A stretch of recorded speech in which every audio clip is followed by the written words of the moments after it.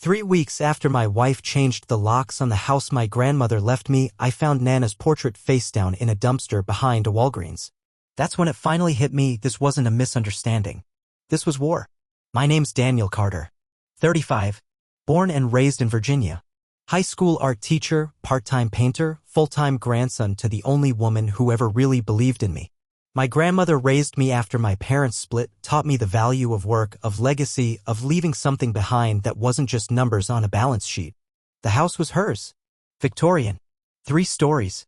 Chipped white paint, creaky floorboards, and a soul older than anything on Zillow. She left it to me in her will, just me. Not me and my wife. Not us. Me. Because she saw Marissa for exactly what she was. And I'll give Marissa credit. She played the long game. Knew how to smile at the right people, wear grief like a tailored dress. At the funeral, she was all tears and soft hands. 2 weeks later, she was talking about open-concept kitchens and staging furniture.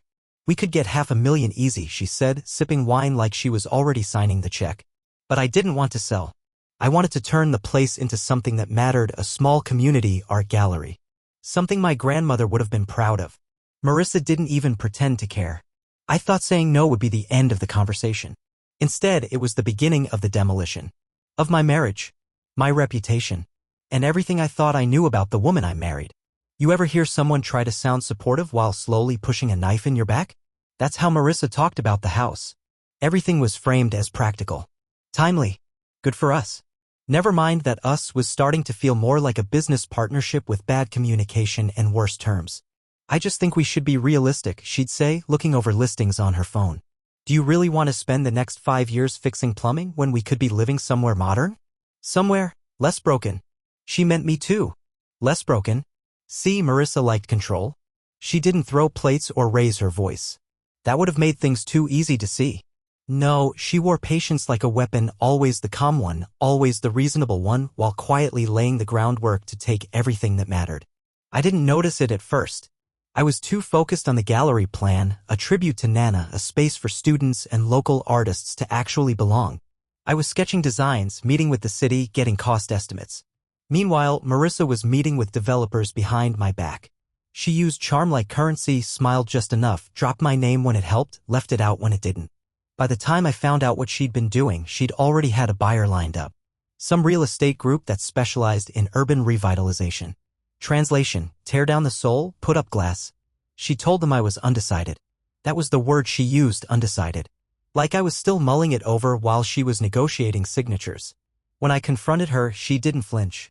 Just tilted her head and said, well, I assumed you'd come around. Eventually. It wasn't just arrogance. It was certainty. She really believed she'd wear me down. She didn't. So she went for something else instead. She went for everything. The first time I realized I'd been locked out, I thought it was a mistake. Deadbolt must have jammed. Maybe Marissa had left the security system on. Then I checked my phone. One text. No greeting. No explanation. Just this. Please don't come by unannounced anymore. It's not your place right now. Not your place. Not your place. I stood on the porch with a bag of groceries, looking like a lost delivery guy at his own door. This was the house I'd grown up in. The place I scraped paint off with my grandmother every summer. Now it had a smart lock I didn't install and curtains I didn't recognize. Marissa didn't just lock the door, she changed the locks, the furniture, the entire atmosphere. Like erasing me was part of the renovation. I called her. Straight to voicemail.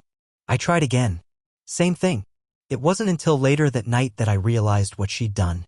While I was at work, teaching kids how to shade faces and understand contrast, she had movers come in. Packed up my things. Threw some of them in boxes. Tossed the rest, apparently. My studio setup? Gone. My grandmother's quilt? Trash. Our wedding album? Still on the shelf. Like a trophy. I went to stay on my buddy Rob's couch that night. Rob looked at me like I'd told him I was abducted. Wait, she kicked you out of your own inheritance? Technically, I said, she rebranded it. Rob's the kind of guy who's allergic to drama, but even he looked 1 inch from grabbing a crowbar. I didn't need a crowbar. What I needed was proof. Of what she was really doing. And why. And I had a feeling she'd already left fingerprints. You don't expect to find your name missing from your own mailbox. But there it was, shiny new label. Marissa Carter, primary resident. Nothing else. No, Daniel. No, and dot. Like I was a phase the house had grown out of.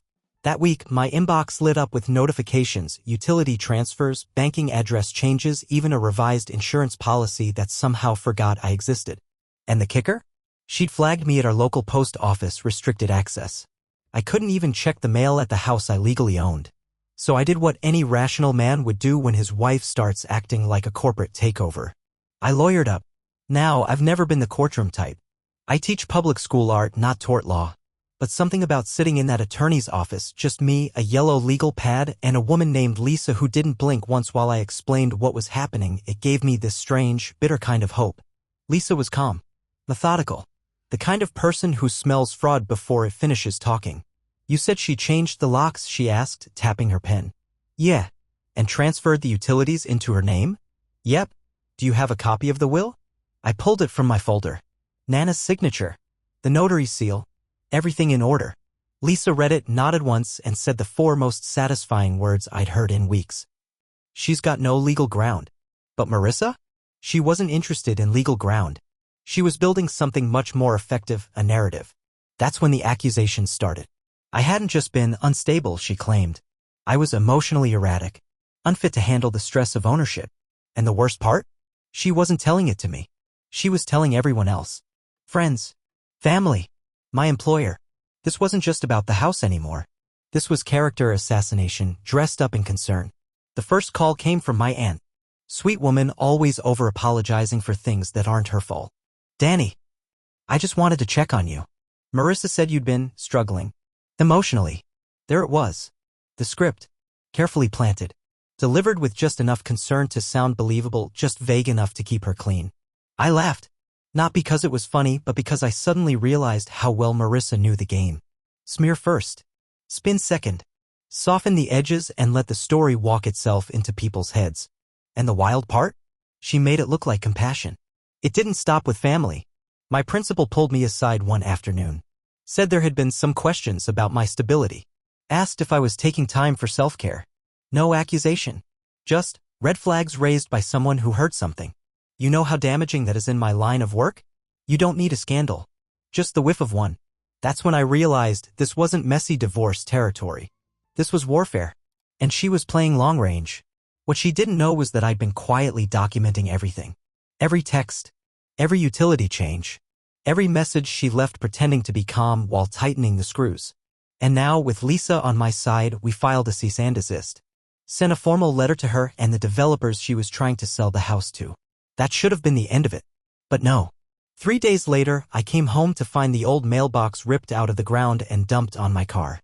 No note. No explanation. Just bent metal and silence. She wanted me rattled. But I wasn't rattled. I was done being quiet. People like Marissa don't expect you to fight. They expect you to fold. To walk away, mumbling about keeping the peace, taking the high road, whatever helps them win without looking like the villain. But the day she had the locks changed? That was the last day I mistook silence for strength. I filed the petition. Formal motion to contest occupation of inherited property. Lisa handled the legalese. I just signed where she told me, handed over every document I'd been collecting like a squirrel with receipts. We submitted the full will, verified the deed, even tracked down the original notarized file my grandmother had written in her own hand. That house was mine, by blood, by law, by every right that mattered. Meanwhile, Marissa was still playing PR queen. Online, she posted carefully staged photos, tea by the window, restoring this beautiful old space, vague captions about healing through design. No mention of the fact she'd evicted her husband. No mention of the cease and desist. Definitely no mention of the family portrait I found in the trash bin outside a gas station on Route 9. What she always underestimated, was that I'd been raised by a woman who survived on grit and boiled coffee. My grandmother didn't hand me that house because I was her favorite. She handed it to me because I was the only one who wouldn't sell it out for convenience. That hearing couldn't come soon enough. But while I was getting my case ready, Marissa was getting creative. Because when her version of the truth started slipping, she pivoted to something more aggressive. She filed a police report, said I'd broken in, said I'd stolen property, my own tools, my own paintings, a box of letters I'd written to my grandmother during college. That was her next play. Turn me into the criminal. I got the call on a Wednesday afternoon. Officer sounded almost apologetic. Mr. Carter, we've had a report filed. Says you entered a private residence without permission. There's mention of missing items. We'd just like to ask you a few questions. I didn't even blink. I just said, let me guess. The house on Ashridge Lane. Pause. Yes, sir. I laughed. Not out of humor, out of complete disbelief. That's how far she was willing to go. Not just lies. Not just manipulation. But the police? She really thought if she couldn't win the house, she'd bury me under it. So I walked into that station with a manila folder thicker than a steakhouse menu. Deed, will, court filings. A dated photo of me carrying out the very toolbox she was claiming I stole. The same one with my name engraved on the handle. The officer flipped through it all, eyes narrowing. Does she have any documentation showing ownership of the property? She has a Pinterest board, I said. He snorted.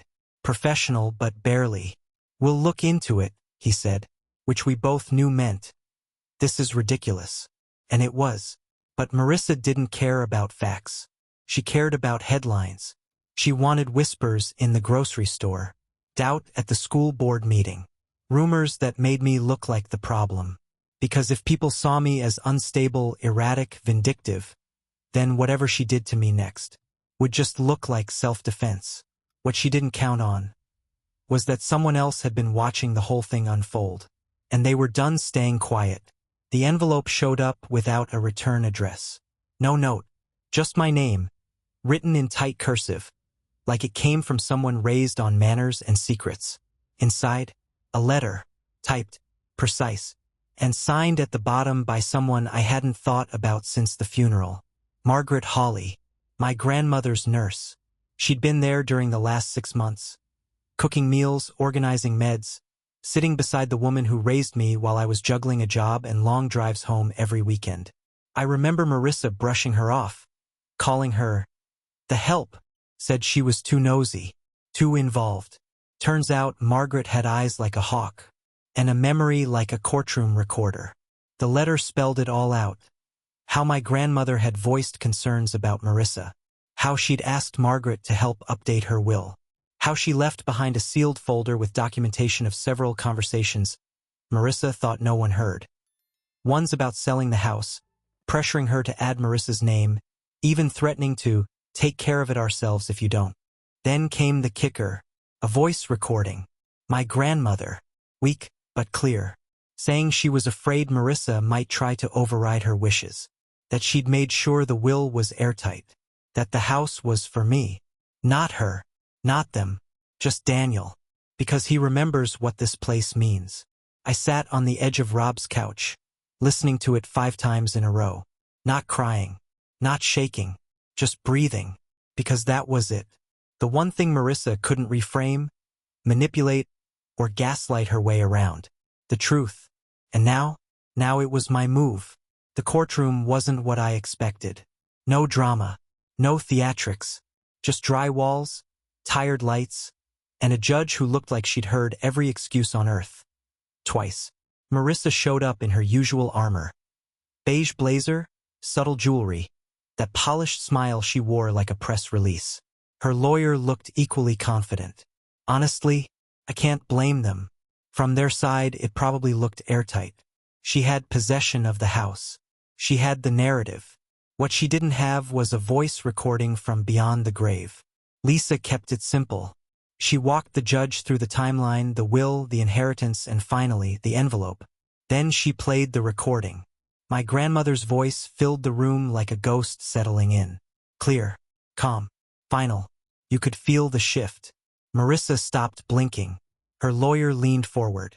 The judge stopped taking notes and just listened. And when it ended, no one said a word. Then Lisa laid out the written testimony from Margaret. Every visit, every comment, every date. It wasn't just evidence. It was a spotlight. Marissa's lawyer tried to object, said it was out of context. The judge tilted her head. Are you suggesting the decedent's direct statement of intent lacks clarity? No response. 10 minutes later, the gavel dropped, ruling in my favor. Full rights to the property restored. All false claims dismissed. But the real moment, that came after. The judge turned to Marissa and said, "Consider this your warning. You came close to committing fraud. Don't make us revisit this." She didn't even look at me, didn't apologize, didn't blink, just packed up her notes and walked out, heels sharp against the tile, like nothing had happened. But everything had. And she wasn't done yet. I thought that was it. Court ruled. Evidence laid bare. House legally restored. You'd think someone with a shred of humility would back off after that. But humility wasn't part of Marissa's blueprint. 3 days after the ruling, she started floating a new version of events. Now I hadn't won the house. I'd manipulated my dying grandmother. That's what she was telling people. Friends, old coworkers, even some of my students' parents said I'd pressured Nana when she was confused, that the voice recording was edited. Didn't matter that the judge validated it. Didn't matter that there were dates, timestamps, witnesses. She knew most people wouldn't check. They'd just hear the soundbite and let it stain. It worked too. My inbox started getting quiet. 2 of my private art clients pulled out of projects. 1 local gallery postponed indefinitely. She couldn't win in court, so she took it to the street. But here's the thing. When you've got truth in one hand and receipts in the other, the smear game only works for so long. Because karma doesn't always show up with thunder. Sometimes it arrives in the form of a tired HR manager calling to discuss your recent conduct. Marissa's employer got wind of everything. Turns out filing false police reports and lying in civil court, not great for someone who manages investor portfolios. And when they asked for an explanation, she blamed stress, blamed me, but she was running out of stories. And then something happened she couldn't spin. Because the next headline didn't come from gossip. Came from her own mistake. I got the screenshot in a group message I forgot I was still part of. A small circle of friends Marissa and I used to hang with back when things still resembled normal. Weddings, barbecues, birthdays. Most of them drifted when things got tense. Can't blame them. Conflict makes people weird. But this brought them all back. The message was from Olivia, a mutual friend. She'd hosted our engagement party once. The kind of person who gives everyone the benefit of the doubt. Except now she'd had enough. Marissa had texted her. Completely unaware she was screenshotting the whole thing in real time. Here's the gem. I just need Daniel to sign off and stop being emotional. Once the gallery idea fails, which it will, I can get the place reappraised and we start over. Start over. Like the last 6 months were just a minor inconvenience on the way to her master plan. She didn't even deny it. When Olivia called her out, said, "You lied to all of us?" Marissa replied with a shrug emoji and, "You don't understand how business works." It got passed around. Quietly but steadily. Friends, colleagues, a few family members who'd started to buy into her version of things. All suddenly radio silent. The fallout wasn't explosive. It was surgical. Event invites stopped including her. One by one, people stopped liking her posts. Her job? Put her on indefinite leave. Pending internal review, they called it. She didn't just lose the house. She lost the room. And yet, even then, she couldn't let go. Because a week later, she showed up. At the gallery. Unannounced. Lip gloss perfect. Hair immaculate. And eyes that looked like she still thought she could win. I was in the corner, straightening one of the student pieces. Watercolor on canvas. Rough around the edges but honest. When I saw her walk in. Marissa. Like she hadn't spent the last 6 months trying to bury me under her version of the truth. She moved through the gallery like it was hers. Like she'd personally laid the brick. Like she hadn't once called the space a pipe dream dressed in drywall. People noticed her. Of course they did. That was always her skill, commanding attention without ever asking for it. She knew how to play warm in public, calculating in private. But tonight, her smile didn't land the same. And when our eyes met, she hesitated, just for a second. Then came the line. Quiet, practiced, surgical. "I just wanted to see what you did with it. I have to admit, it's beautiful." I looked at her. Not angry, not bitter, just clear. "You don't get to be proud of this," I said. "You tried to erase it." She blinked, smile twitching. I never wanted to erase it. You changed the locks, reported me for theft, tossed out Nana's portrait like it was junk mail. I made mistakes, she said softly, glancing at the guests like she was hoping we still looked like two people who shared a past instead of a courtroom file. I didn't raise my voice. Didn't make a scene. I just stepped aside and let her look. Not at me. At the room. At what it became, not because of her, but in spite of her. She stayed 10 minutes. Didn't touch a thing. Didn't say goodbye. Just turned and walked out. For the first time in a long time. I didn't feel the need to follow. You'd think after everything, the lies, the courtroom, the dumpstered memories, it'd feel like peace once she walked out that gallery door. But peace doesn't come all at once. It shows up slow. Awkward. Like a friend who isn't sure they're welcome. The week after the opening, I started sleeping again. Not well, but enough. The kind where you don't wake up gripping your jaw or checking your phone for digital landmines. I even caught myself smiling in the mirror one morning. That used to be a daily thing. Then it became extinct. The gallery got good press. Small local papers. Then regional. Not because it was flashy, but because it had heart. Kids dropping off their first canvases. Seniors asking if they could donate supplies. One woman cried in front of a charcoal sketch of a woman folding laundry. This looks like my mother, she whispered. That's what this house was supposed to be. Not an asset. Not a flip. A place. Then came the email. No subject line. Just an attachment. At first, I thought it was spam. Junk folder kind of thing. But it wasn't. It was a copy of our prenup annotated. Rewritten. Void. She tried to cancel it. Backdated the document. Filed it under her maiden name. Had someone notarize it, someone who didn't exist. Why? Because deep down, Marissa never believed the story was over. Even after the apology the court demanded. Even after the gallery doors opened. She still thought the right paper, the right play, could rewrite the ending. That's when I stopped waiting for closure. Some people don't accept endings. They only understand consequences. The fake prenup filing was sloppy. Desperate. The kind of move someone makes when they're playing a game they've already lost but refuse to leave the board. Lisa reviewed it and laughed, the kind of laugh you hear from someone who's seen enough courtroom nonsense to recognize a last-ditch Hail Mary. This isn't even smart fraud, she said, flipping through the document. She forgot to change the font halfway down the page. We reported it. Quietly. Professionally. No theatrics. Fraud is still fraud even when it's emotional. Even when it comes in cursive and bad legal templates. A few weeks later, I got the update. Investigation opened. Civil penalties likely. Public apology required. Again. And the kicker? She had to formally rescind all claims against me in writing to the court, to the police, and to every institution where she tried to wreck my name.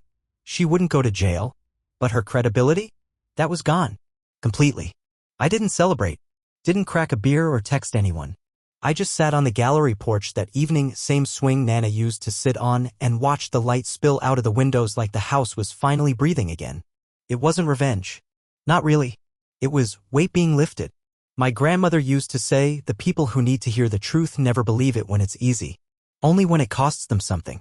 Well, it cost Marissa something now. Not just money. Not just reputation. But that one thing she'd clung to the entire time. Control. People always ask what I learned from it all. Like betrayal comes with a punch card and 10 stamps gets you wisdom. I didn't learn anything new. I remembered things I'd forgotten. That love without respect is just decoration. That silence can look like grace, but sometimes it's just fear in a nicer suit. And that some people, no matter how close they stand to you, are only there to take what they think they deserve. Marissa wasn't a villain in a movie. She was just a person who believed the world owed her something. And when it didn't hand it over, she went looking for someone else's name to slap on the deed. She didn't steal the house. She tried to steal the meaning. But that's the part you can't flip for profit. Today, the gallery's full. Not packed, not loud. Just steady. Art from kids who never thought they had talent. Elderly couples who drive in from an hour away just to sit and walk and remember. It's everything Nana wanted. Everything I nearly let slip away. And Marissa? She exists now like background static. Still out there, probably explaining her version of things to anyone who'll listen. But the thing is, the version she told? It lost. Not because I shouted louder, but because I stood still and let the truth hold. You want to talk about revenge? That's it right there.